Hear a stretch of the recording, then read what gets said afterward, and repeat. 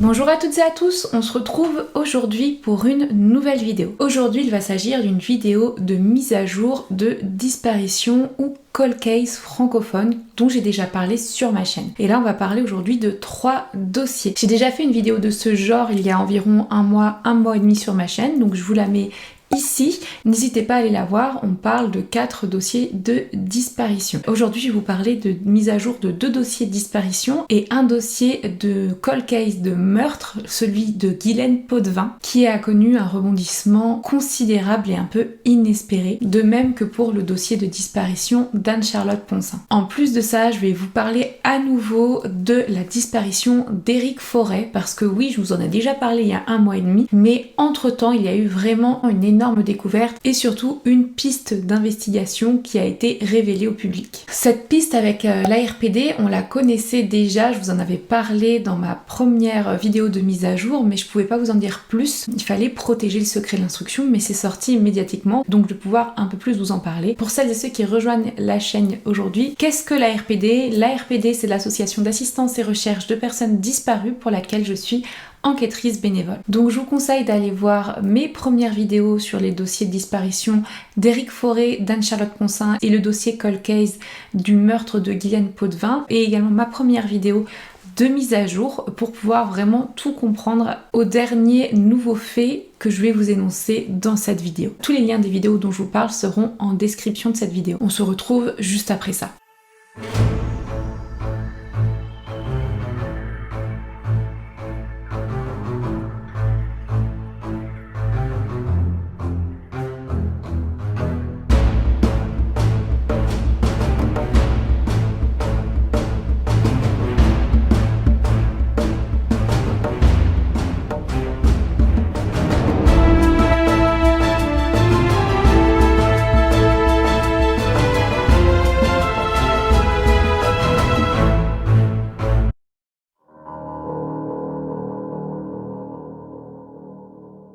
Nous allons donc commencer par ce très gros dossier cold case du Québec, donc au Canada. Il s'agit du meurtre horrible de la jeune Guylaine Potvin qui a eu lieu en avril 2000 dans la moyenne ville de Saguenay, au Québec. J'ai réalisé une vidéo sur ce cold case il y a environ un an, plus précisément le 22 juin 2022. Il n'y avait eu aucune réponse et aucune réelle piste après 22 ans, et seulement 4 mois après ma vidéo, il y a eu une avancée fulgurante dans ce dossier, une avancée vraiment inattendue et qui a dû réellement soulager les proches non seulement de Guylaine mais d'une autre victime. Ma vidéo durait environ 30 minutes, un peu plus de 30 minutes, donc n'hésitez pas pour avoir tous les tenants et les aboutissants de cette disparition et tout le contexte. Je vous la mets ici, mais je vais quand même vous faire un rapide rappel du contexte. Les faits se sont passés il y a à peu près 23 ans, en l'an 2000, et plus précisément le 28 avril 2000 à Saguenay. Guylaine Potvin était à ce moment-là une jeune étudiante de 19 ans. Elle était en 2e année au cégep de la Jonquière, un quartier de Saguenay. Elle avait une très bonne relation avec sa famille, dont ses parents qui habitent à Sainte-Eugène d'Argentais, à environ 1h30 de Saguenay. À ce moment-là, elle habitait une colocation avec 2 autres jeunes étudiantes qui sont devenues ses amies par la suite. C'était une colocation en sous-sol d'une maison résidentielle, comme ça se fait beaucoup là-bas, tout proche de l'université où elle étudiait, et plus précisément au 3897 rue Panay. Et c'est malheureusement dans cette ville que cette jeune étudiante pleine de vie, pleine de projets, avec un bel avenir devant elle, a connu un destin funeste. En effet, le corps de Guylaine Potvin a été retrouvé le vendredi 28 avril 2000 au matin, plus précisément vers 7h du matin, par une de ses amies. Effectivement, son amie Audrey avait l'habitude à chaque fois d'aller la rejoindre à son logement pour partir ensemble, faire les 5 dernières minutes du trajet ensemble qui les sépare du logement de Guylaine du cégep de Jonquière. Le matin de cette découverte, Audrey, elle va essayer d'appeler sur le fixe son amie pour dire qu'elle va passer la chercher comme à son habitude. Elle l'appelle vers 6h du matin, son amie ne répond pas, ce qui fait que elle va quand même la rejoindre, et puis elle se permet d'entrer parce que la porte est ouverte. C'est pas inhabituel que la porte soit ouverte parce que Guylaine la laisse très souvent ouverte. Elle descend les escaliers et puis finalement, après avoir fait un rapide tour de la maison, elle va vers la chambre de son amie et elle voit que son amie est nue, allongée, contre le lit et malheureusement son corps est inanimé et elle ne respire plus, elle est décédée. Elle remarque d'ailleurs que la chambre est en désordre. Les autres pièces de la colocation sont vides. En effet, les 2 autres colocataires de Ghislaine n'étaient pas présentes la veille au soir, elles avaient dormi ailleurs. Et donc Ghislaine avait passé la nuit seule. Cette découverte est un choc, effectivement. Il ressort que la mort a été très violente, par strangulation. Ghislaine s'est débattue. Elle a également pris des coups sur le visage, des coups qui lui ont fracturé la face. Mais on sait et on se rend compte rapidement que le motif était le viol. Pour ajouter à cette horreur, il y a également des effets personnels de Ghislaine qui ont été dérobés, à savoir sa bague de finissant, mais également des photos de la victime et de ses amis, ainsi qu'un appareil photo de la marque Astra. À cette liste, j'ai appris il n'y a pas longtemps qu'il y avait eu d'autres objets dérobés, notamment un petit sac à main brun et un petit coffre rouge contenant la somme de 200 $ canadiens. Très vite, effectivement, on pense à un prédateur sexuel, un homme qui commet ses crimes et qui garde des souvenirs de ses victimes pour se remémorer ces moments qui pour lui a procuré du plaisir. C'est vraiment une horreur pour la famille Ghislaine, c'est un coup de massue. Sa mère, son père, toute sa famille sont dévastés. Dans ce malheur, il y a un espoir, un petit espoir quand même qui ressort de tout ça, c'est l'ADN. En effet, on retrouve un ADN masculin sur le corps de Ghislaine. Son profil génétique peut donc être ajouté dans une base de données. Son profil ADN va être comparé à d'autres profils qui sont déjà dans cette base de données, ça ne va rien donner. Et la police locale qui se charge de l'affaire au départ va également faire des enquêtes au niveau de tous les hommes qui connaissent et qui côtoient Ghislaine de près ou de loin dans sa vie au moment de son meurtre. Les profils ADN de ces hommes sont comparés aux profils ADN retrouvés sur le corps de Ghislaine, mais ça ne matche pas. Ce qu'on sait donc, c'est que Ghislaine a été tuée entre 18h la veille de la découverte de son corps. C'est l'heure à laquelle sa mère l'a appelée, l'a eu au téléphone pour la dernière fois, et le lendemain 7h, donc le vendredi 28 avril 2000, heure de la découverte du corps par Audrey. Finalement, seulement 3 mois après, il va y avoir un autre drame dont les ressemblances sont extrêmement troublantes qui va avoir lieu cette fois-ci dans la ville de Québec et plus précisément dans le quartier Sainte-Foy. Quartier Sainte-Foy qui est également un quartier proche de l'université. Et Québec se situe à environ 2 heures de route de Saguenay. Je vous disais, les ressemblances entre les 2 crimes sont troublantes et c'est également une jeune femme de 20 ans cette fois-ci qui a été victime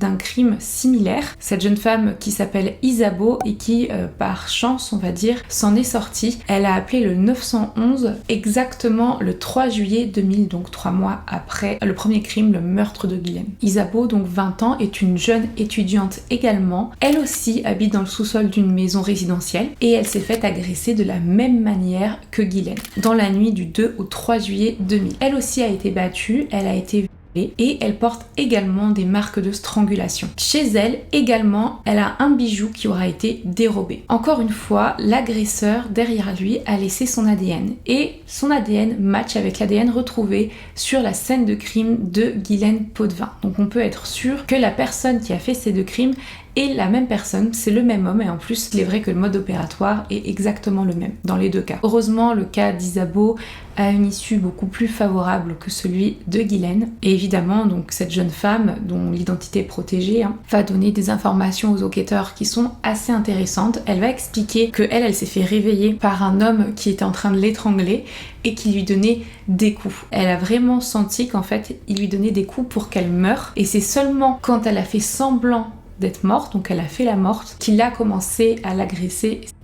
Et d'ailleurs, pour elle, c'est le fait d'avoir fait la morte qui l'a sauvée d'une mort certaine. Finalement, c'est en 2018 que l'affaire a été récupérée par la Sûreté du Québec et plus précisément par la Division des disparitions et des dossiers non résolus. Et c'est le 14 décembre 2019 que le sergent enquêteur Christian Côté de cette même division a pris en charge les dossiers de Ghislaine et de la victime de Québec sous le nom du projet Bélier. C'est cette reprise du dossier par la SQ qui a permis énormément d'avancer. Déjà pendant l'enquête, au total, il y a eu pas moins de 339 sujets ciblés qui ont été éliminés par comparaison ADN et au total, il y avait seulement 6 sujets qui n'ont pas voulu donner leur ADN. Il faut savoir que à côté des vérifications ADN du Canada, il y a eu des vérifications ADN sur des sujets aux États-Unis, en France, en Europe, en Afrique. Donc vraiment un travail de grande ampleur. Là, avant de passer aux mises à jour, je vais vous mettre un tableau qui explique le modus operandi qui est similaire en tout point pour les 2 agressions dont je vous ai parlé. Voici les similarités. Déjà, les victimes sont de sexe féminin du même âge environ. Elles ont un physique similaire. Ce sont 2 étudiantes qui sont locataires, donc dans un logement en sous-sol et proche de l'université. Elles se déplacent habituellement à pied et elles étaient seules au moment des faits quand elles ont été agressées dans leur lit. Également, les 2 fois, les portes n'étaient pas fermées à clé. J'avais eu 2 retours suite à ma vidéo. Le retour d'une femme qui me disait que c'était son mari qui était impliqué. Je n'ai pas vraiment pris au sérieux ses dires parce qu'elle semblait avoir eu un discours assez décousu avec une autre youtubeuse qui avait fait une vidéo sur la même affaire que je vous mets ici. Également, apparemment, Isabeau m'aurait contacté. Et alors, je peux me tromper, mais à mon avis, je pense pas que ce soit vraiment elle qui m'ont contacté, surtout qu'elle voulait absolument garder son anonymat. Donc voilà, si c'est elle, je m'en excuse de pas l'avoir cru, mais moi, je suis persuadée que ce n'était pas elle. Enfin, en tout cas, si c'est vraiment Isabeau qui m'a contacté, je m'en excuse ici. Nous arrivons donc aux mises à jour extraordinaires de ce dossier d'enquête fin d'année 2022. En effet, c'est une sacrée surprise pour tout le monde, hein. On est plus de 22 ans après les faits, et on apprend qu'un homme de 47 ans est arrêté le 12 octobre 2022 dans le cadre de ces 2 crimes. Et au total, pour cet homme, 4 mandats distincts ont été accordés aux enquêteurs dans le cadre des 2 crimes, encore une fois, dont notamment un mandat de perquisition au domicile de l'homme à Granby. C'est une ville qui est située en Montérégie, au Québec, plus précisément à moins d'1 heure de Montréal et à environ 2h30 au sud de la ville de Québec pour rechercher notamment les objets dérobés lors des agressions de Ghislaine et d'Isabeau. Il y a eu également un autre mandat pour le prélèvement d'empreintes digitales et ADN du suspect. Parce qu'en effet, non seulement il y a un ADN masculin qui a été retrouvé sur les 2 scènes de crime, mais également il y a eu des empreintes digitales retrouvées. Et cet homme se trouve être donc accusé du meurtre au 1er degré de Ghislaine et de tentative de meurtre pour Isabeau. Il faut savoir que dans un premier temps, la presse n'a pas beaucoup divulgué d'informations. Je pense que les enquêteurs ne veulent pas que beaucoup d'informations fuitent. On n'a vraiment presque aucune information, notamment en ce qui concerne les perquisitions, les résultats des perquisitions ou encore les résultats de comparaison ADN. Mais au fur et à mesure du temps, il y a plusieurs informations quand même qui ont été dévoilées. Par contre, on a très rapidement su l'identité de cet homme de 47 ans arrêté et suspecté. Il s'agit de Marc-André Grenon, un homme avec un passé judiciaire chargé, dont notamment des intrusions de nuit dans des domiciles, qui avait entre autres justifié ses mandats en octobre 2022. Par contre, il a été dévoilé la méthode qui en partie a permis de placer en détention provisoire cet homme dans le cadre des faits qui lui sont reprochés, et c'est une technologie avancée en matière d'analyse ADN dont l'utilisation serait inédite au Québec et donc qui est à l'origine de l'arrestation de Marc-André Grenon. Alors cette technologie, elle est assez compliquée à comprendre, je vais pas vous mentir, mais je vais essayer de vous l'expliquer assez succinctement. C'est vraiment intéressant. Donc, la technologie sous le nom du projet Patronyme avec un Y en majuscule. Vous allez comprendre pourquoi. En effet, on se base sur le patrimoine génétique contenu dans les chromosomes Y qui sont propres au sexe masculin. En effet, chez les femmes, on a pour les chromosomes sexuels 2 chromosomes X et pour les hommes, un chromosome X et un chromosome Y. Ce chromosome qui définit donc génétiquement le sexe d'un individu. Et c'est sur ce même chromosome Y qu'il y a des séquences ADN spécifiques qui sont propres à une lignée familiale qui est transmise de père en fils, parce qu'en effet le chromosome Y est transmis de père en fils à chaque génération. Et c'est vraiment là-dessus, sur ce chromosome Y, sur ces séquences génétiques spécifiques du chromosome Y, mais également sur le nom de famille des hommes d'une même lignée familiale, qu'on va essayer de mélanger toutes ces informations et trouver des résultats intéressants dans le cadre de ce cold case. En effet, au Canada, il est connu en tout cas que les hommes se transmettent leur nom de famille de père en fils. C'est là-dessus qu'on va se baser. Et c'est plus précisément grâce à des bases de données constituées à partir de diverses sources publiques, dont des sites spécialisés en généalogie, qu'on a pu arriver à un résultat. Et c'est une technique qui est basée donc sur la génétique généalogique. Elle a déjà été utilisée, cette technique, pour résoudre des anciens cold cases remontant même à plusieurs décennies, comme par exemple la plus célèbre, celle du tueur du Golden State. Et Et c'est donc grâce à la collaboration de la SQ, la Sûreté du Québec, et du Laboratoire de sciences judiciaires et de médecine légale en juin 2022 que les dossiers de meurtre et tentative de meurtre de Ghislaine et d'Isabeau ont été inclus dans ce fameux projet patronyme. C'est finalement grâce à une liste qui appartient au laboratoire et qui contient des dizaines de millions d'échantillons de chromosomes Y qu'en y intégrant l'ADN qui a été trouvé sur la scène de crime, et plus précisément le fameux Y, que la base de données a fourni une liste de noms de famille auxquels pouvait correspondre le profil génétique. Parmi ce qu'on appelle les patronymes d'intérêt prioritaires qui ressortent en 2022, celui de Grenon est en haut de la liste. Et c'est à ce moment-là, donc qu'en juillet 2022, il devient le sujet d'intérêt prioritaire dans l'enquête. Par contre, il faut qu'on rappelle que ce projet patronyme ne peut pas constituer une preuve présentable devant un juge parce que c'est une technique qui a des limites, notamment en fonction de la détermination de la population qui va être étudiée. Il faut vraiment que ce soit une population assez fermée et définie selon des critères spécifiques pour pas qu'il y ait trop de correspondance et donc que ça fausse les résultats. Et donc pour vérifier que Marc-André Grenon est bien la personne qui a laissé son ADN sur les deux scènes de crime, bah là il faudrait partir sur la comparaison classique ADN, c'est-à-dire qu'on va lui prélever son ADN et qu'on va comparer avec l'ADN retrouvé sur les scènes de crime. Et en plus de ça, juste avant son arrestation, je vous ai dit qu'il y avait eu un mandat pour justement pouvoir procéder au prélèvement ADN de cet homme. Donc je pense que ça a été fait et qu'on connaît le résultat depuis. Et en fait c'est là qu'on n'a pas l'information des résultats. Je ne l'ai pas trouvé. Je pense que si Marc-André Grenon est aujourd'hui encore en détention provisoire et en attente d'un procès, à mon avis les résultats vont plus dans le sens d'une culpabilité. Mais je peux me tromper. Pour étoffer un peu le dossier, il y a également d'autres vérifications qui vont être réalisées par la SQ. Notamment, ils vont demander une liste des adresses qui ont été fournies par Marc-André Grenon pour percevoir l'aide sociale. Et d'ailleurs, on se rend compte qu'entre 93 et maintenant, il a changé 59 fois de domiciliation. Et deux informations importantes vont ressortir de ces recherches. Première information, quelques années avant le meurtre de Ghislaine Potvin, Marc-André habitait directement à l'arrière du domicile de Ghislaine et de ses colocataires. Donc c'est-à-dire qu'il connaissait très bien le lieu et qu'il avait même vu carrément sur la maison où habitait Ghislaine. Il habitait plus précisément rue de la Bretagne dans le quartier de Jonquière. Encore plus troublant, au moment de la deuxième agression à Sainte-Foy, l'adresse que donnait Marc-André au ministère était située à moins de 500 mètres de là où résidait Isabeau. Donc c'est une deuxième coïncidence très troublante. Rapidement, pour un détail sur la vie de cet homme, on est sur un homme qui, à l'époque des faits, avait 25 ans. Et si on s'intéresse un petit peu à ses méfaits, en fait, il n'y avait jamais eu d'accusation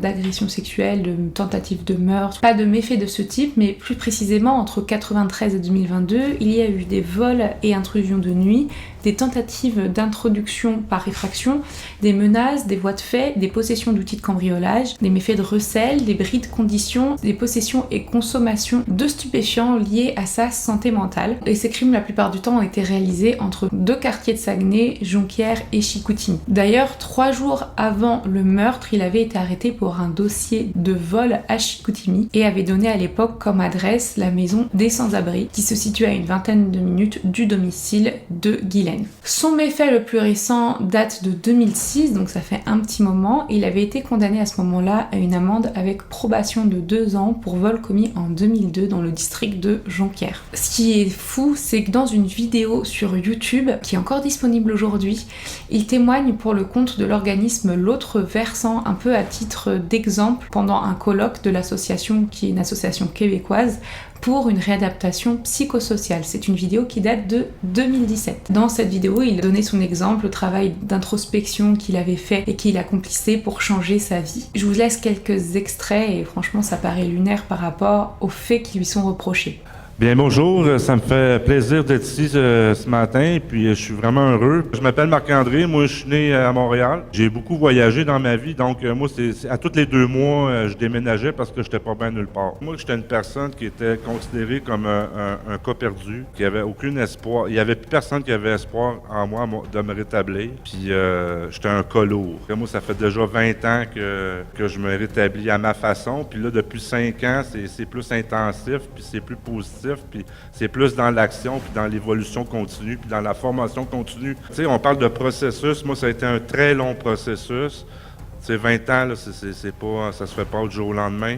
Ça m'amène d'avoir le droit d'exister, parce que moi, je pensais que j'avais pas ma place dans la société et d'être comme je suis, tu sais. Il fallait tout le temps que je sois sur le paraître, il fallait tout le temps que je fasse plaisir, puis je voyais qu'est-ce que l'autre veut que je sois. Je dois t'accompagner, je dois te supporter, puis je vais te donner l'exemple. Également, les derniers voisins qui ont côtoyé Marc-André, donc à son domicile à Granby, disaient qu'il n'avait rien de suspect, qu'il parlait très peu, mais qu'il n'avait jamais eu de soucis avec lui et il savait qu'il fréquentait les alcooliques anonymes. Aujourd'hui, c'est un vrai soulagement pour la famille de Guylaine et même, j'imagine, pour Isabeau et sa famille à elle. Les parents de Guylaine sont super forts parce qu'ils ont continué à vivre, même si tous les jours ils pensent évidemment à leur fille qui est décédée dans des circonstances horribles. Mais comme ils ont d'autres enfants et qu'ils se sont forcés à vivre pour eux, ils n'ont jamais perdu espoir par contre par rapport à la résolution de l'enquête et ils saluent, et d'ailleurs moi aussi je salue, l'effort de la SQ, donc la Sûreté du Québec, qui a fait un travail extraordinaire. Il y a eu un premier contact entre les parents de Guylaine et Marc-André Grenon, le principal suspect. Ça a eu lieu là il y a même pas 2 semaines je crois, le 25 avril 2023 au palais de justice de Chicoutimi. Janine Cahouette, donc qui est la mère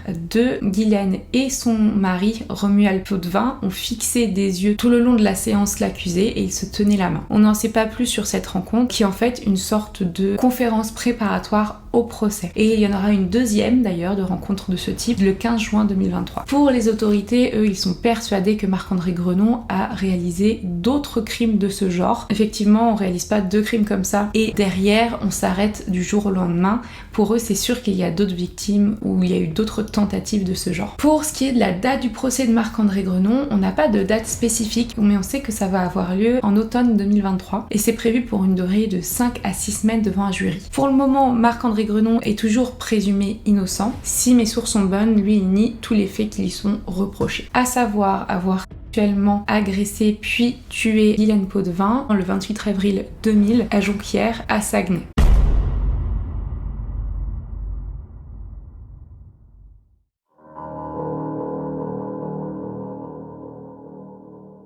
Le deuxième dossier dont je vais vous parler aujourd'hui est cette fois-ci un dossier de disparition qui date de 2016. J'avais réalisé une vidéo au tout début de ma chaîne, le 14 décembre 2021, une vidéo sur cette disparition qui est la disparition d'Anne-Charlotte Poncin en accord avec la famille. C'était même avant mon entrée dans l'association ARPD. D'ailleurs, c'est un dossier ARPD, assistance et recherche de personnes disparues. Ce dossier a connu un retentissement extraordinaire également courant 2022. Ce retentissement, j'en avais déjà entendu parler il y a tout juste un an. Je me souviens, c'était à l'occasion d'une réunion régionale de l'association et on nous avait donné ces informations-là dont je vais vous parler et on nous avait dit surtout ne dites rien pour préserver l'instruction et effectivement, il fallait vraiment faire attention parce que il s'agissait d'une personne qui à ce moment-là était en liberté alors qu'elle avait avoué avoir tué Anne-Charlotte. Mais je vais tout vous expliquer dans la partie mise à jour. Mais tout d'abord, un petit peu de contexte dans cette disparition. Anne-Charlotte Poncin était en 2016 une jeune femme de 30 ans. Elle est décrite par ses amis comme une jeune femme courageuse, forte, super bosseuse et sympathique. En tout cas, c'est comme ça que l'a décrit une ex-collègue à elle qui travaillait en entrepôt logistique au moment de sa disparition. À côté de ça, Anne-Charlotte a été militaire et c'est d'ailleurs sur la base militaire de Valbonne qu'elle va rencontrer celle qui va devenir sa femme, Margot, en 2013. Toutes les deux finalement vont déménager et vont partir s'installer ensemble dans un appartement d'Ambérieu en Bugey. Ambérieu en Bugey qui est une petite ville de moins de 15 000 habitants qui est située dans le département de l'Ain et dans la région Auvergne-Rhône-Alpes. C'est également dans cette commune qu'elles vont se marier le 2 mai 2015. Donc ça fait tout juste 8 ans. C'est vraiment un événement à ce moment-là à Ambérieu en Bugey parce qu'en effet c'est le tout premier mariage homosexuel de la ville suite à la loi du mariage pour tous. Les parents d'Anne-Charlotte, Bernard et Eliane, sont très fiers de leur fille, sont très contents pour elle et d'ailleurs ils sont très heureux pour elle. On arrive le 5 janvier 2016. C'est le jour de la disparition d'Anne-Charlotte. Apparemment, ce jour-là, elle aurait été vue pour la dernière fois à 10h du matin. C'est selon les dires de sa femme, Margot, qu'on va pouvoir établir à ce moment-là qu'elle était partie pour aller postuler à des jobs d'intérim et elle était partie à pied. Mais malheureusement, elle ne va jamais revenir. Elle va essayer de l'appeler plusieurs fois sur son portable et à chaque fois, il n'y aura aucune réponse. D'ailleurs, elle va se souvenir qu'elle lui a dit à ce moment-là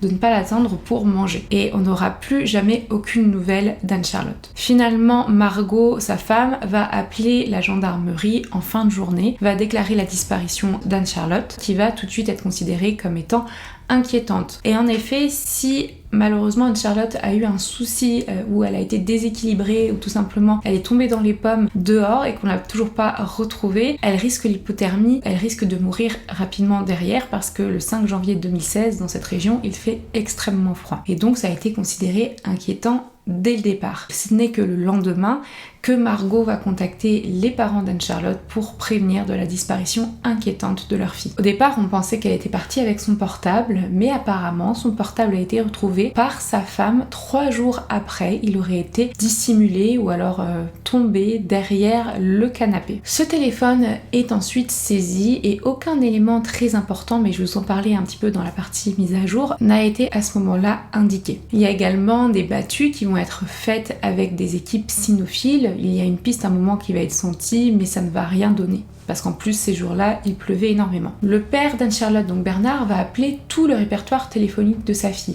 Il va même appeler son médecin traitant, il va essayer de savoir si elle a été prise en charge dans un hôpital, il va voir si elle a fait des demandes administratives spécifiques, mais rien n'a été réalisé. Pareillement, aucun mouvement sur son compte bancaire depuis le jour de sa disparition. En 2018, on retrouve la trace de cette fameuse cellule Ariane et l'implication potentielle de Nordal-Lelandais dans différents cold cases ou dossiers de disparition de la région, et Anne-Charlotte Poncin, en tout cas son dossier, avait été classé dans les dossiers à étudier dans le cadre de cette cellule Ariane. Mais cette piste avait été mise de côté, on ne sait pas trop pourquoi, à chaque fois on ne sait jamais quel est l'élément qui a permis de mettre de côté tel ou tel dossier dans le cadre de cette cellule et dans le cadre de l'implication de Nordal-Lelandais. En tout cas, c'est ce qui est sorti de ces recherches. Parallèlement à ça, Margot, la femme d'Anne-Charlotte, a créé une page sur Facebook, une page de soutien, une page de recherche de sa femme, qui est également maintenant gérée par Bernard et sa femme, les parents d'Anne-Charlotte. Margot témoigne également, comme ses beaux-parents, à travers plusieurs médias. Pendant plusieurs années, même 6 à 7 années exactement, aucune réelle piste concrète n'a aidé à la résolution du dossier jusqu'en 2022. Et c'est d'ailleurs même le 20 avril 2023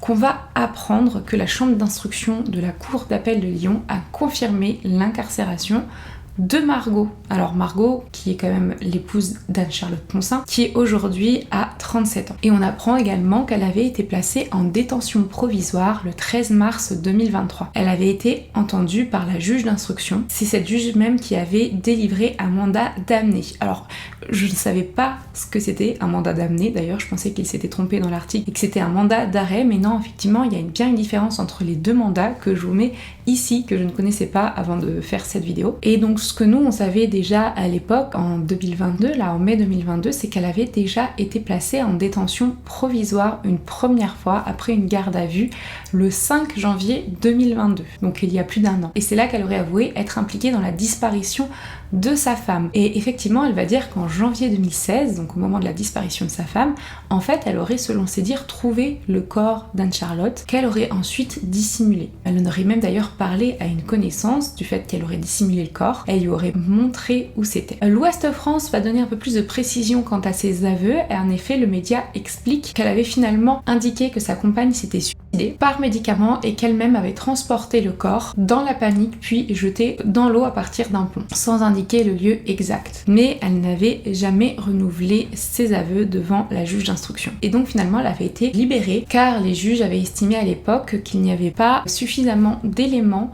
justifiant sa détention provisoire. L'avocat de Margot, Maître Gallo, s'insurge maintenant qu'il n'y a pas de nouveaux éléments et que pourtant elle est aujourd'hui à nouveau en détention et que ça a été confirmé. Nouvelle détention détention provisoire d'ailleurs que Margot conteste fermement, et elle a également fait une demande de liberté envoyée fin avril 2023. À la suite de cette annonce, j'ai vu beaucoup de monde s'étonner et tomber des nues du fait que Margot serait suspectée dans la disparition d'Anne-Charlotte, car en effet, Margot s'était montrée très affectée par la disparition de sa femme. Elle était apparue dans les médias, elle semblait être impliquée avec cette création de page Facebook, mais pour autant, on n'était pas au courant de tout, mais on n'était surtout pas au courant de certains agissements qu'elle pouvait avoir et qui pouvaient paraître suspects. Et en effet, les parents d'Anne-Charlotte, qui sont défendus par Maître Boulou, que vous devez commencer à bien connaître à travers mes vidéos, ont noté quelques actions de sa part qui paraissent quand même pas très cohérentes. Là, je vais citer ce que dit Maître Boulou. Il dit que les parents pensent qu'elle n'a pas dit toute la vérité. Elle a tenu des propos ambigus, a une attitude bizarre, équivoque, et ce n'est que rétrospectivement qu'ils ont compris que ce pouvait être elle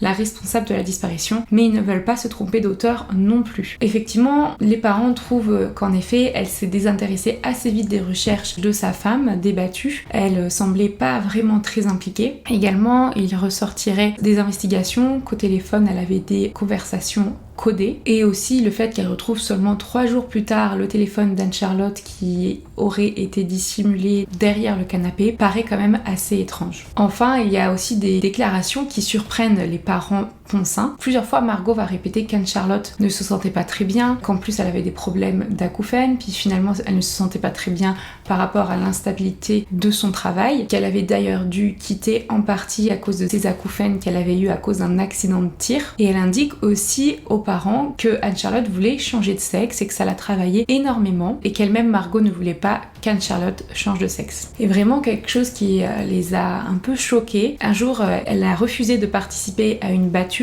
Ils ont participé à cette battue, et quand ils sont rentrés pour dire que ça n'avait rien donné, elle leur a rionné, sachant que en plus de ça, les parents d'Anne-Charlotte avaient hébergé Margot. Selon l'avocat de Margot, les aveux obtenus en garde à vue n'étaient le reflet que d'un agacement de Margot, et en fait elle était perdue et elle voulait terminer avec toutes ces questions pressantes. Également, quelque chose que je trouve important et qu'on apprend dans toutes ces mises à jour, c'est que dans l'historique internet du portable d'Anne-Charlotte, on retrouve une question: comment faire un nœud de pendu? Et pour les enquêteurs, eux, ils sont persuadés que c'est Margot qui a fait exprès d'écrire cette phrase dans le moteur de recherche pour qu'elle oriente les enquêteurs vers la piste suicidaire. Malheureusement, il y a un élément très récent qui nous permet de dire qu'aujourd'hui Anne-Charlotte n'est plus de ce monde, car en effet, il y a une découverte qui va être faite le 19 février 2023. C'est la découverte d'un crâne dans un secteur géographique proche du domicile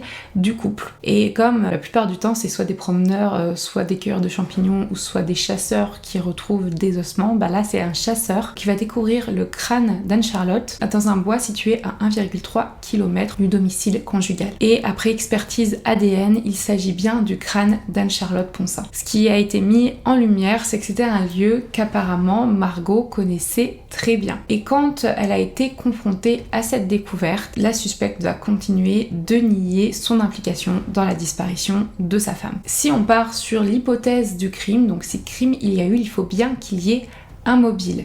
Et pour le mobile, ça pourrait tout simplement être le fait qu'il y avait une autre femme dans la vie de Margot. Et que peut-être Anne-Charlotte l'avait découvert. Derrière, ce soit parti un peu en vrille, on ne sait pas comment, on ne sait pas pourquoi, c'est vraiment une hypothèse. Si je dis ça, c'est parce que selon nos recherches, on sait qu'elle était encore très récemment en ce moment en couple avec une autre femme, mais que cette autre femme et elle avaient déjà des échanges à travers les réseaux sociaux, même avant la disparition d'Anne-Charlotte. C'est-à-dire qu'elle likait déjà des photos l'une et l'autre. Après, on sait que même après la disparition, Margot va liker des photos de cette femme, et très rapidement ensuite elles vont se mettre en couple, donc dans la même année de la disparition, juste quelques mois après la disparition. Donc c'est vrai que ça paraît étrange, il y a ce petit détail qu'il faut souligner, peut-être que ça n'a rien à voir, mais peut-être que c'est relié. En tout cas, si c'est une hypothèse criminelle qui est privilégiée dans cette disparition, le mobile pourrait s'articuler autour de cette relation. Mais quand même, il est important de noter qu'aujourd'hui Margot reste présumée innocente. Et aujourd'hui, les parents d'Anne-Charlotte se sont confiés au journal Le Progrès.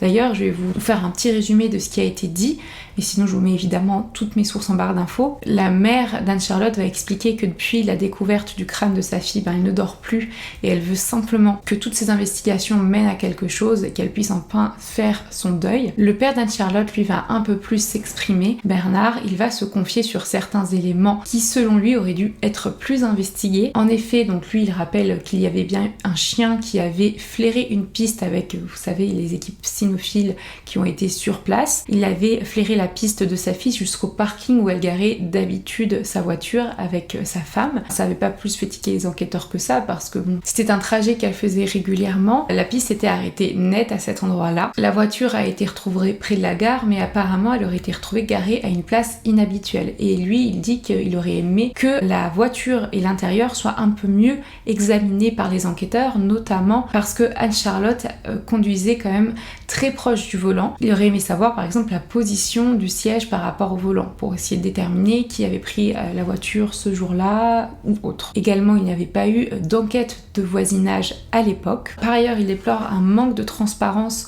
par rapport au fonctionnement des caméras de vidéosurveillance qui étaient présentes à côté de la mairie, parce qu'effectivement, les enregistrements n'ont pas pu être exploitables parce que les caméras n'auraient pas marché ce jour-là, mais pourtant aucune panne n'avait été indiquée dans le carnet d'entretien ce jour. De même, il aurait souhaité une recherche plus minutieuse du domicile du couple, notamment par rapport à des traces éventuelles de sang. Et aussi, il trouve que le bornage téléphonique n'a pas été assez étudié. En gros, ce qui ressort, c'est qu'ils se sont sentis seuls au niveau de la justice, ils n'ont pas été tenus au courant, ils ont essayé plusieurs fois d'appeler les enquêteurs, mais personne ne les tenait au courant, et ça les a beaucoup affectés. Et je vais vous citer ce que dit Bernard Poncin par rapport à ces derniers éléments. Il dit: on veut juste savoir ce qui est arrivé à notre fille et pourquoi, et on fait confiance à la justice. La suspecte est notre ex-belle-fille, mais je n'accuse personne. Je n'ai jamais accusé Margot, même si maintenant j'ai des doutes sur sa participation. Si elle sait quelque chose, je veux qu'elle le dise.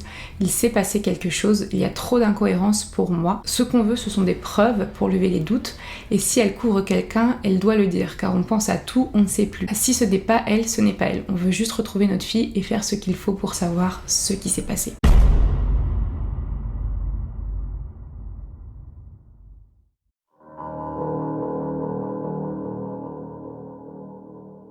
Enfin, je reviens un peu plus d'un mois et demi après la dernière vidéo de mise à jour où je vous avais parlé des mises à jour assez conséquentes sur la disparition d'Éric Forêt. Je vous invite vraiment à aller voir cette vidéo de mise à jour, vous allez un peu mieux comprendre, mais vous le savez très bien, je vais faire une remise dans le contexte quand même, mais assez rapide cette fois-ci, sur les circonstances de la disparition. En effet, on a eu des nouvelles, et non des moindres, sur ce dossier en seulement un mois et demi.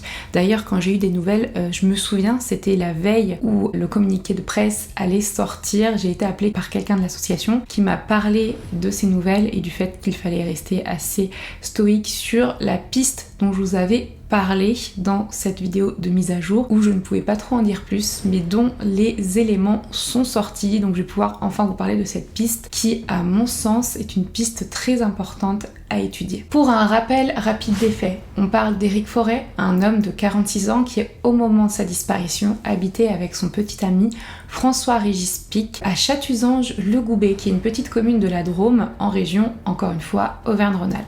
Éric avait depuis peu affirmé son homosexualité aux yeux de tous pas tellement parce qu'il avait des difficultés à l'assumer à sa famille, notamment à ses parents et à son ex-femme et ses enfants. Il vient s'installer dans une maison qui est rénovée à Chatuzange-le-Goubet courant année 2016. Le couple avait des projets pour l'ouverture d'un restaurant sur Romans-sur-Isère, donc pas très loin de Chatuzange-le-Goubet, et d'ailleurs le compromis de vente était déjà signé. Ils avaient également signé à un moment un autre compromis de vente pour un autre local qui s'était avéré être un peu une arnaque car le lieu n'était pas aux normes et le couple a donc dû prendre un avocat et entamer des démarches pour récupérer leur argent. Éric finalement disparaît le vendredi 16 septembre 2016. Alors qu'à 15h, c'était un moment très important parce qu'il devait aller récupérer ce fameux chèque de caution pour lequel il s'était tant battu par rapport au compromis de vente pour le lieu qui s'avérait être une arnaque. Donc c'était un chèque de 7200 €, donc c'est plutôt quelque chose de positif dans la journée d'Eric et de Régis. Eric devait rapidement faire des emplettes à midi pour que Régis et lui mangent, donc il prend la seule voiture que possède le couple, ce fameux 4x4 Suzuki Grand Vitara, couleur dorée.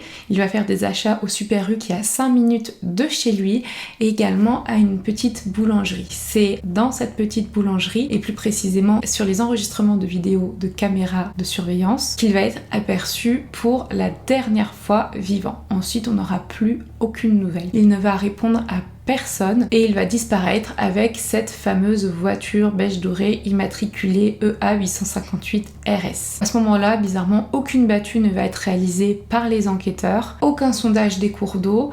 Par contre, en ce qui concerne la téléphonie et le borlage téléphonique, ça a été récupéré auprès de l'opérateur par les enquêteurs. On apprend que très tard dans la nuit de la disparition, le portable d'Eric va borner dans un quartier chaud de Romans-sur-Isère. Ça n'a pas vraiment de sens. Mais bon, je vous avais expliqué que la téléphonie est bien plus complexe que ça parce qu'il y a plusieurs autres bornages dont je ne peux pas vous parler. Mais effectivement, voilà, ça va un peu plus loin que ça. Ce dossier a fait partie, comme le dossier d'Anne-Charlotte Poncin, des dossiers étudiés dans le cadre de la cellule Ariane par rapport à Nordal-Landais, mais cette piste avait été rapidement mise de côté. Finalement, la RPD a été saisie par Régis en 2018 et c'est la même année que Régis va être mis en contact avec son avocat, qui est d'ailleurs le même avocat que la famille Poncin, Maître Boulou, qui est membre associé à RPD et qui a fait un dépôt de plainte pour enlèvement et séquestration en février 2018. C'est finalement le pôle de l'instruction criminelle de Valence qui a repris le dossier et les investigations étaient ensuite diligentées par le groupe Cold Case de la section de recherche de Grenoble, appuyé par le groupement de gendarmerie de la Drôme. On avait évoqué pas mal d'hypothèses dans cette disparition, aucune ne pouvant être validée de manière certaine ou non. Et fin 2021, le nouveau juge d'instruction finalement s'impatiente et le 22 décembre 2021, il va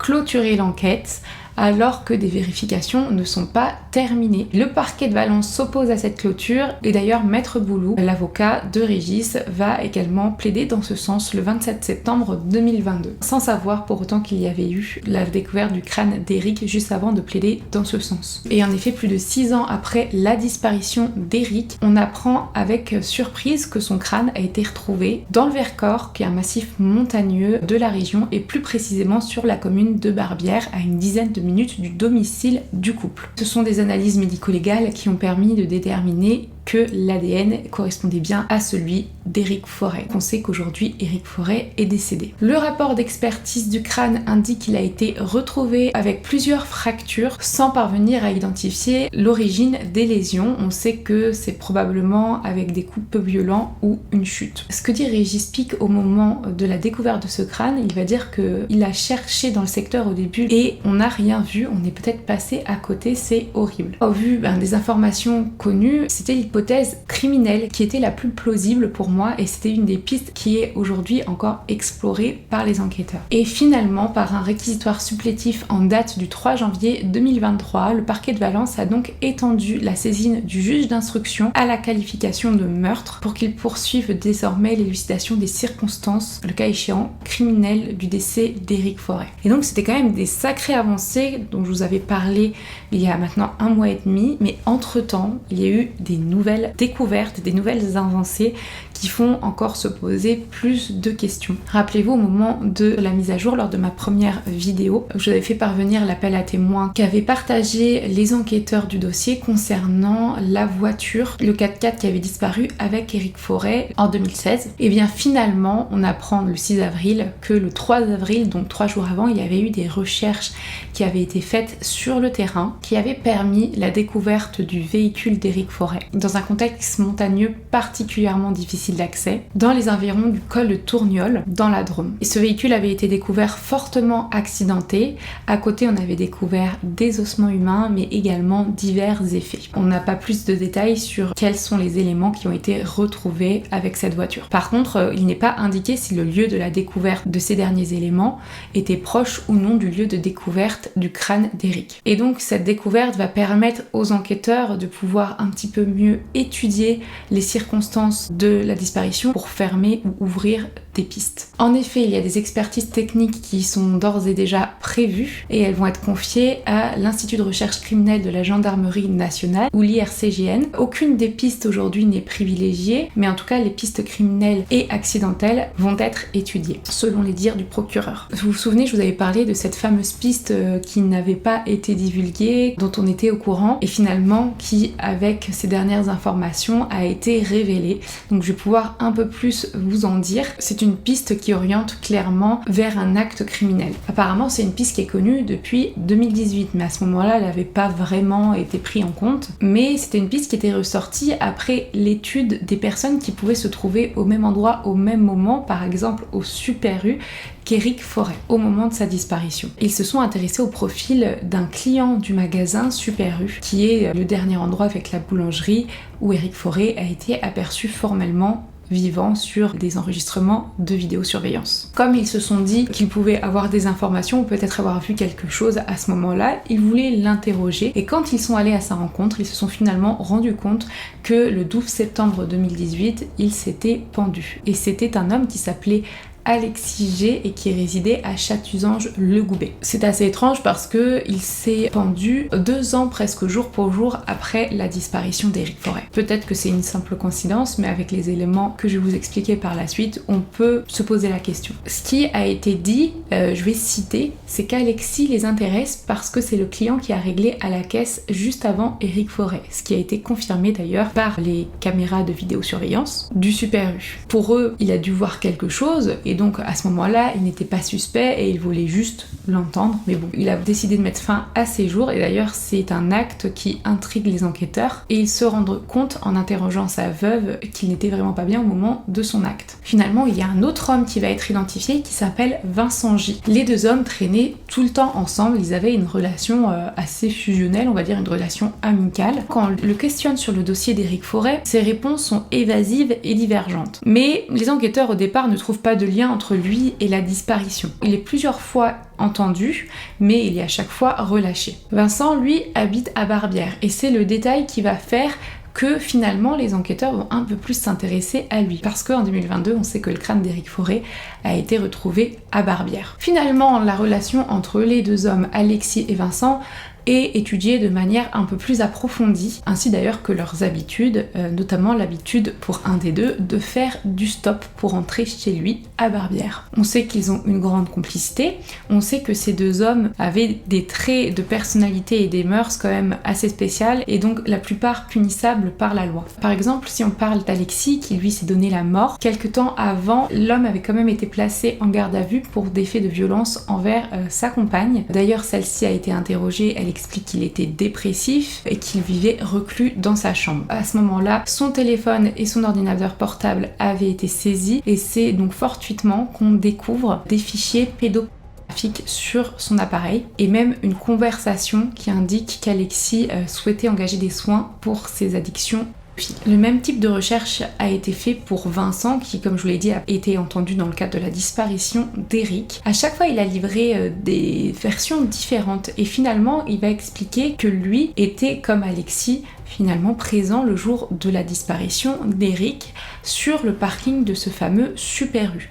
Ils avaient en effet l'habitude, après son travail, de venir, donc là il était 11h30, de venir boire quelques bières sur le parking. Il faut savoir qu'en plus lui, il a des soucis d'alcoolisme, il avait l'alcool mauvais. Donc les 2 apparemment auraient été présents au moment de la disparition d'Éric, ce fameux vendredi 16 septembre 2016. Même s'il nie toute implication dans la disparition d'Éric, il explique quand même avoir eu à ce moment-là des problèmes de transport et que c'est lui donc qui faisait souvent ses déplacements en faisant du stop pour retourner chez lui à Barbières. Et d'ailleurs Barbières, je vous l'ai pas dit, mais qui est au pied du massif du Vercors et du col de Tourniol, là où les ossements et le véhicule d'Éric ont été retrouvés. Finalement, il y a quand même une perquisition qui a été faite au domicile de Vincent mais qui ne va rien donner et son ex-compagne, son ex-femme va également être interrogée. Elle va pas avoir un portrait très glorieux de lui, elle va dire qu'il est insultant, qu'il est limite violent et qui en plus de ça est alcoolique. Elle parle également de ses suspicions envers son homosexualité à lui, mais pour autant lui va nier toute relation qu'il aurait pu avoir avec son ami Alexis. Je veux dire toute relation amoureuse. Régis, le compagnon d'Eric, est évidemment très secoué par ces nouvelles qui le brusquent et qui lui font se poser encore plus de questions, mais il a repris, contrairement à la dernière vidéo il y a 1 mois et demi, il a repris confiance en la justice parce qu'il a été reçu courant avril par la vice-procureure de la République et même les enquêteurs de la division Cold Case de Grenoble. Et il voit qu'il travaille sur le dossier. Ils lui ont expliqué aussi pourquoi des fois ça peut prendre du temps, mais en tout cas il travaille énormément sur le dossier. Par exemple, il explique qu'ils vont décortiquer toute la voiture, qu'ils vont tout analyser, il espère que ça a donné quelque chose. Il va d'ailleurs dire, je cite, « Je ne crois pas une seconde à la thèse de l'accident, encore moins à celle du suicide. Ce 16 septembre 2016, après avoir acheté le repas du midi, Eric n'avait aucune raison d'aller vers le col du Tourniol au-dessus de Barbière, en direction opposée à celle de Chatuzange-le-Goubet pour se suicider. Et cet avis est partagé par son avocat Maître Boule. Si la thèse criminelle est étudiée, il faudra comprendre évidemment le mobile. La thèse accidentelle est, je pense aussi, également travaillée, même si elle paraît peu probable au vu des lieux où a été découvert les ossements d'Eric et la voiture. Également, rappelez-vous que le téléphone d'Eric borne à des endroits complètement à l'opposé et borne après sa disparition, comme par exemple à Romans-sur-Isère dans le quartier chaud. Et pourquoi est-ce qu'il serait allé là-bas pour ensuite retourner au col du Tourniol pour mettre fin à ses jours, pour avoir un accident, alors que c'est pas du tout dans la direction de son domicile, ça n'a aucun sens. D'ailleurs, Régis campe sur ses positions. Il dira sur les réseaux sociaux, après s'être rendu très récemment accompagné au col du Tourniol, là où la voiture a été remontée, qu'il est difficile à croire à la thèse de l'accident et que ce lieu ne correspondait pas à un virage mais à un terre-plein à une demi-heure de chez eux. Pour lui, quelqu'un a poussé la voiture.